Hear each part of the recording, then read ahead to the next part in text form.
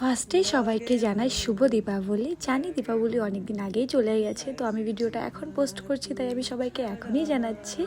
তো এই ব্লগটি ছিল দিওয়ালির ব্লগ। আর তোমাদের সবার দীপাবলি কেমন কেটেছে জানাতে ভুলবে না। তো চলো বেশি বকবক না করে ব্লগটা স্টার্ট করি। হাই এভরিওয়ান, গুড আফটারনুন সবাইকে। তো আজকের ব্লগটা আমি একদম দুপুর থেকে শুরু করি। আজকের দিনটা তো এমনিতেই অনেক স্পেশাল, তার মধ্যে আরো বাবাইয়ের ফার্স্ট দীপাবলি। আমি তো ভীষণ খুশি, আবার আরেকটা দিক থেকে ভীষণ মন খারাপ, কারণ আমার বর বাড়িতে নেই, তো সেটার জন্য অনেক মন খারাপ। এবছর আমার বর বাড়িতে নেই, তার জন্য প্রশান্ত দা বাজি এনে দিয়েছে। তো অনেকগুলো বাজি এনেছে, তোমাদেরকে তো দেখা। আমার বাজি ফাটাতে ভীষণ ভয় লাগে, কারণ আমি শুধু তারাবাতি ওইটুকুই আর কি জ্বালাতে পারি, তাছাড়া অন্য কিছু জ্বালাতে পারি না। তো এদিকে দেখো আমি কিন্তু ঠাকুরগুলো চলে এসেছি। তো আমি প্রদীপগুলো ভিজিয়ে রেখেছিলাম, তো সেগুলো এখন জল থেকে উঠিয়ে নিয়েছি। প্রদীপের জলগুলো শুকালে তারপর এগুলো আবার তেল দিয়ে রেডি করতে হবে। আর এখানে আছে মোম ধূপকাঠি, আর এই ফুলগুলো আমাদের ওখানে যে পুজো হচ্ছে সেখানের জন্য তুলে রেখেছি। এদিকে কিন্তু ঠাকুরের আসনটাও টুনি বাল্ব দিয়ে সাজিয়েছি, চলো তোমাদেরকে দেখাই। তো দেখো কত সুন্দর লাগছে, রাতের বেলা বেশি ভালো লাগবে। তারপর চলে এসেছিলাম বাইরে। তো এদিকে দেখো বাইরেটা কলা গাছগুলো বাবা এখানে লাগিয়েছে। তো চলো রাতের ভিউটা তোমাদেরকে দেখাই। তো এদিকে দেখো রাত হয়ে গেছে, আর রাতের বেলা কত সুন্দর লাগছে আমাদের এই ভাঙাচোরা বাড়িটা। আর এই টুনি বাল্বগুলো আমি আর বাবা মিলে লাগিয়েছি। তো আমাদের বাড়িটা সাজানোটা কেমন হয়েছে অবশ্যই কমেন্ট করে জানিও তোমাদের কাছে কেমন লেগেছে। আমার কাছে তো আমার বাড়িটা ভীষণ ভালো লাগছে। আমরা দুজন মিলে সাজিয়েছি, বাবা আর আমি, খুব কষ্ট করে। তারপর চলে এসেছিলাম প্রদীপগুলো রেডি করতে। তো ফার্স্টে এখানে এগুলো হলো কলা গাছের ফুলের যে বাতি হয় সেগুলোই আর কি রেডি করছি। তারপর আমি এটা দিয়ে আর কি ভিডিও শ্যুট করব। তো এই থালাটা রেডি করছিলাম ফুল দিয়ে, আর এখানে আমি বাড়িতে দেওয়ার জন্য প্রদীপগুলো সব রেডি করছিলাম। তো এক করে সলতা, তারপর তেল, সব কিছু এক এক করে দিচ্ছিলাম।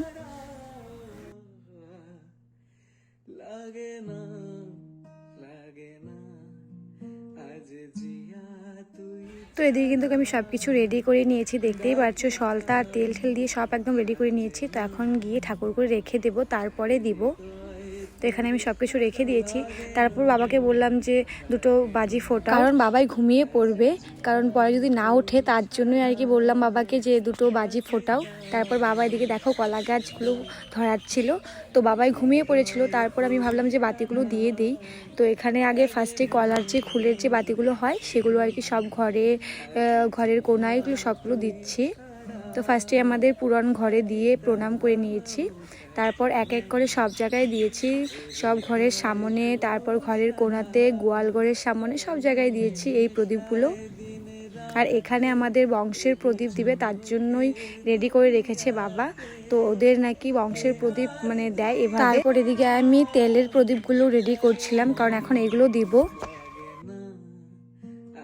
তো এদিকে কিন্তু আমার সবগুলো প্রদীপ ধরানো হয়ে গেছে। তো এক এক করে এখন সবগুলো সব জায়গায় দিয়ে দেবো। ফার্স্টে এসেছে গেটের সামনে কলা গাছে মানে দেওয়ার জন্য। তো এক এক করে আমি কলা গাছে প্রদীপগুলো দিয়ে দিচ্ছি।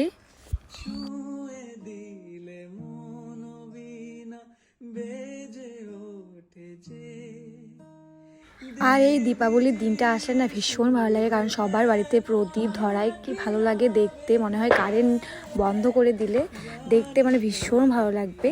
আমরা তো সামনে লাইটগুলো বন্ধ করে দিয়েছিলাম। তারপর এদিকে আমাদের কলা গাছে প্রদীপ দেওয়া হয়ে গেছে। তারপর আমি চলে এসেছিলাম আমাদের ঘরের সামনে, মানে দরজার সামনের প্রদীপগুলো দিতে। তো এক এক করে আমি সব জায়গায় দিয়ে দিয়েছি। তারপর সব জায়গায় প্রদীপ দিয়ে চলে এসেছিলাম ঠাকুর করে। তারপর ঠাকুরের সামনে আমি মোম ধূপকাঠি ধরিয়ে দিই। তো চলো তোমাদেরকে বাড়িটা ঘুরে দেখাই এখন কেমন লাগছে। তো দেখো গেটটা আমাদের ভীষণ ভালো লাগছে, কারণ অন্ধকার প্রদীপ ধরলে মানে দেখতে জাস্ট অসাধারণ লাগে। তো এই যে দেখো পুরো বাড়ির জুড়ে কিন্তু দিয়েছি, সব জায়গায়, সব কোণাতে, পেছনে, মানে যেখানে যেখানে আর কি দেওয়ার সব জায়গায় দিয়েছি। কত ভালো লাগে। আর ছোটবেলা না একটা জিনিস করতাম, সবার বাড়িতে সবাই মানে মোম ধরাতো, তো সেই মোমগুলো আমরা চুরি করে নিয়ে আসতাম সবাই মিলে গিয়ে। তারপর পরের দিন এই মোমগুলো দিয়ে আমরা প্রদীপ বানাতাম, মোমের প্রদীপ। আর এদিকে দেখো পাড়াটা কত সুন্দর লাগছে আমাদের পাড়াটা। তারপর আমি চলে এসেছিলাম ঘরে, এখন আমি রেডি হব ভিডিও বানানোর জন্য। তো এই শাড়িটা আমাকে দিয়েছে আমার জিজু। তো আমার কাছে তো ভীষণ ভালো লেগেছে, তোমাদের কাছে শাড়িটা কেমন লেগেছে অবশ্যই কমেন্ট করে জানাবে। তো আমাকে পুজোতে দিয়েছিল, আমি পুজোতে পরিনি। ওই দিদি যখন এসেছিল বাবাইয়ের অন্নপ্রাশনে তখন নিয়ে এসেছিল। তো পুজোতে তো পরা হয়নি, তাই ভেবেছিলাম যে কালী পুজোতে পরবো, তাই আজকে পরে ফটো উঠবো। তো চলো শাড়িটা পরে আসি। তো দেখো আমি শাড়িটা কিন্তু পরে নিয়েছি চুটকি মেরে। তো কেমন লাগছে শাড়িটা পরে আমাকে জানাবে। তো এখন আমি একটু রেডি হব, খুব সিম্পলভাবে রেডি হবো, কারণ এত বেশি মেকআপ ওই যতটা না দিলে হয় ওইটুকুই দিয়ে সাজবো আজকে। আর এদিকে দেখো বাবাই ঘুমিয়ে পড়েছে, এদিকে যেই আমি রেডি হব ওইদিকে ও এদিকে হা করা শুরু করে দিয়েছে, তার জন্য ওকে আবার একটু ঝুলনও দিচ্ছি, আর মা ওখানে শুয়ে আছে। তো দেখো এদিকে তো আমি রেডি হয়ে নিয়েছি, কারণ মেকআপটা তোমাদের সঙ্গে শেয়ার করিনি, কারণ ভিডিওটা এমনিতেই অনেকটা লং হয়ে গেছে। তো এদিকে কিন্তু আমার মেকআপ ডান। তো আমি এদিকে লিপস্টিক আর টিপটা পরে নিয়েছি, তারপর হেয়ারটা করব। হেয়ার বলতে ওই নিচে আর কি একটা খোপা করব শুধু। আর এই জুয়েলারিটা তো তোমরা দেখতেই পেয়েছিলে, আমি অষ্টমীর দিন পরেছিলাম শাড়ির সঙ্গে, তো সেটাই পরেছি। আর এই ব্লাউজটা আমার গত বছরের পুজোর শাড়ির ব্লাউজ, তো সেটা দিয়েই পরেছি, কারণ এই শাড়িটার ব্লাউজ পিস বানানো হয়নি, তাই এটা দিয়ে মানে পরে নিয়েছি। আর এখন আমি সিঁদুরটা পরে নিয়েছি, যতই সাজো সিঁদুর যতক্ষণ না পরবে মুখটা যেন ফোটেই না। তো আমার সিঁদুর পরা কমপ্লিট। তো এই হলো আমার ফাইনাল লুক। আমাকে কেমন লাগছে অবশ্যই কমেন্ট করে জানিও। আমার এই দিওয়ালির লুকটা তোমাদের কাছে কেমন লেগেছে জানাতে কিন্তু ভুলবে না। তো এখন বাইরে যাব, ফটো উঠবো, ভিডিও করব।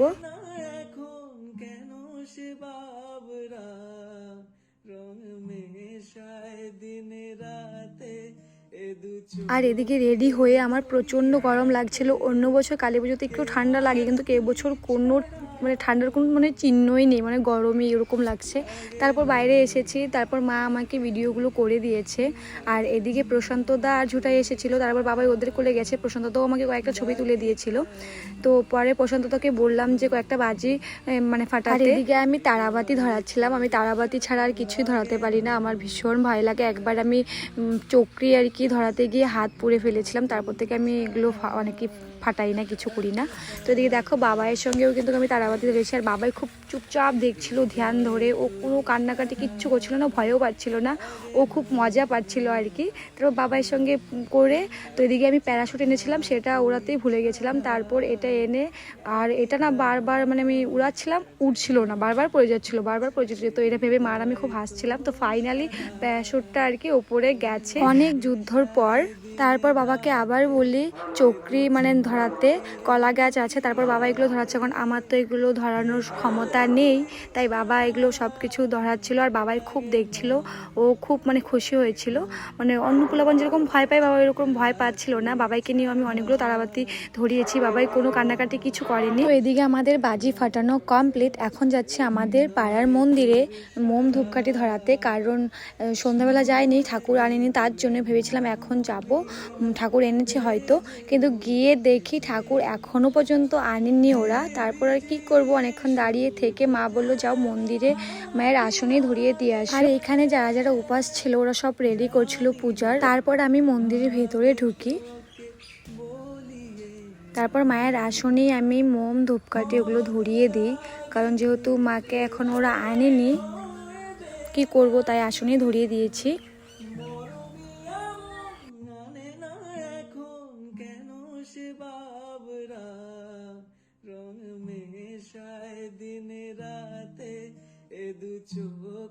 তো এদিকে আমি মোম ধূপকাঠি ধরিয়ে মায়ের আসনে আমি প্রণাম করে নিলাম। আর মায়ের কাছে একটাই চাওয়া, আমার সন্তান আমার স্বামী যেন সুস্থ থাকে, আমার পরিবারের সবাই যেন ভালো থাকে, ওইটুকুই চাওয়া, বেশি কিছু চাই না।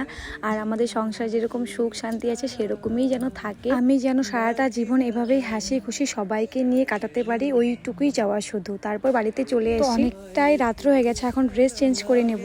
তো এই ছিল আমাদের দিওয়ালির ছোট্ট একটা ব্লগ, তোমাদের সঙ্গে শেয়ার করলাম। কেমন লেগেছে অবশ্যই কমেন্ট করে জানাতে ভুলবে না। তো আজকের মতো টাটা, বাই।